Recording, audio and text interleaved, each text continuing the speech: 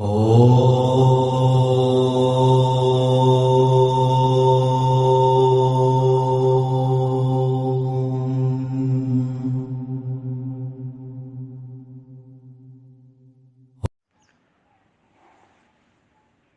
ओम। सबको सादर नमस्ते जी। अब हमारा सांख्य दर्शन का 5वें अध्याय का सूत्र 14 आरंभ होता है। इसके पहले हमने पढ़ा था सूत्र 13 में कि ईश्वर के साथ अविद्या शक्ति का संबंध होने से उसके दबाव से ईश्वर जगत को रचा है। तो ऐसा नहीं है, क्योंकि ईश्वर असंग है, किसी के दबाव में नहीं आता। ये हमारा प्रसंग चल रहा था। तो अब इसको सूत्र 14 की भूमिका में बात बताई कि पुरुष असंग है, निसंग है, ठीक है, लेकिन प्रधान अर्थात प्रकृति को जगत के रूप में बदलने के लिए उसका अविद्या शक्ति से युक्त होना अनिवार्य है।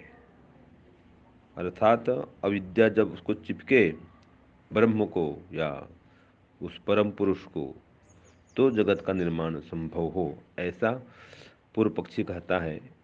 तो इसका उत्तर सूत्र 14 में दिया जाता है कि तद योगे, ये सूत्र 14 है, तद योगे तत्सिद्धौ अन्योन्यान, हाँ, अन्योन्य आश्रयत्वम।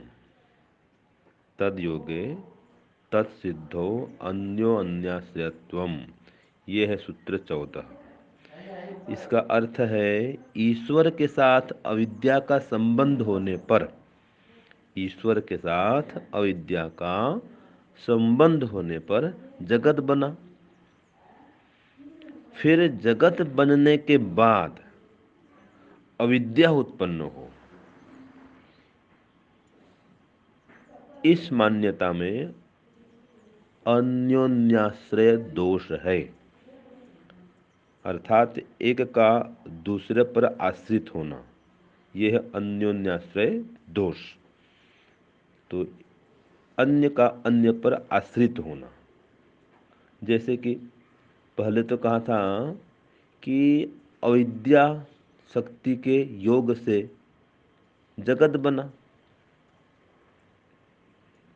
जब अविद्या ईश्वर से चिपकती है तो जगत बना है। फिर कहा कि जगत बनने के बाद अविद्या उत्पन्न होती है।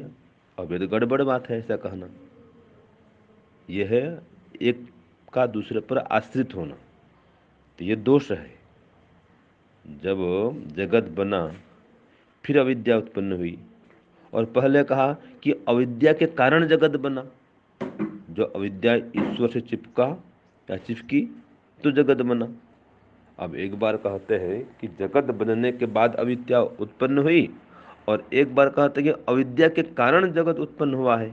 तो दोनों में कथन में परस्पर विरोधाभास है। ऐसा कहना ठीक नहीं है।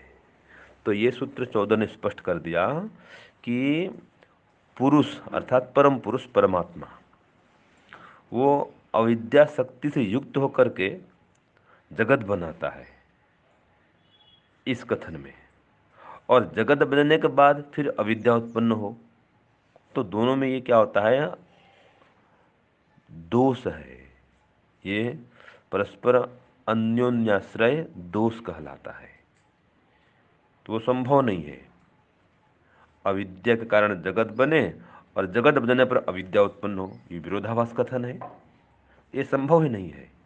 इसलिए इसको बोलते हैं अन्यो अन्य आश्रय दोष। मैंने एक का दूसरे पर आश्रित होना, ये दोष आएगा।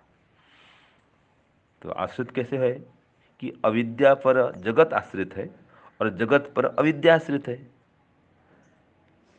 तो ये तो गलत बात है। ये कोई एक कथन कहते तो ठीक है कि अविद्या के कारण जगत उत्पन्न हुआ, ये बात मान भी लेते। लेकिन फिर कहा है कि जगत उत्पन्न होने के बाद फिर अविद्या उत्पन्न हुई। अब ये विरोधाभास है। तो ये मान्यता ठीक नहीं है, सर्वथा अनुचित है। ये सूत्र 14 में बता दिया गया है। ओम शांति ओम शम।